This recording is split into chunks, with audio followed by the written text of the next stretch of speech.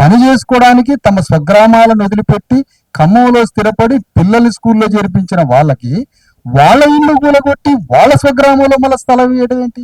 ఎంత అసంబద్ధమైన విషయం. పోనీ ఆ 300 మందికి 75 గజాలే ఇవ్వడం ఏంటి? కూలిపోయిన 30 లక్షలు కట్టుకున్న ఇంటికి 5 లక్షల రూపాయలు ఇస్తామనడం ఏంటి? ఇది మొత్తం డిసెంబర్ 9వ తారీఖు ఇస్తే ఈలోపు వీళ్ళ బ్రతుకు తెరువు ఏంటి? వీళ్ళ తిండి ఏంటి? వీళ్ళ పని ఏంటి? వీళ్ళు ఎక్కడ ఉండాలి? ఎక్కడ బతకాలి? ఖమ్మంలో వాళ్ళ షెల్టర్స్ ని ఖాళీ చేయించారు.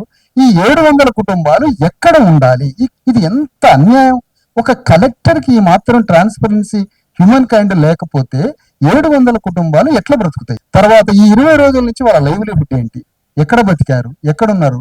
దాని కాంపెన్సేషన్, ఇళ్లు కట్టించేంత వరకు కాంపెన్సేషన్, ఆ 750 మంది కుటుంబాలకి అదే భూమిలో వారికి సమగ్రంగా ఇళ్లు కట్టించి స్థలాలు ఇచ్చి సకల సదుపాయాలతో వాళ్ళని ఆత్మగౌరవంగా అక్కడ నిలబెట్టండి.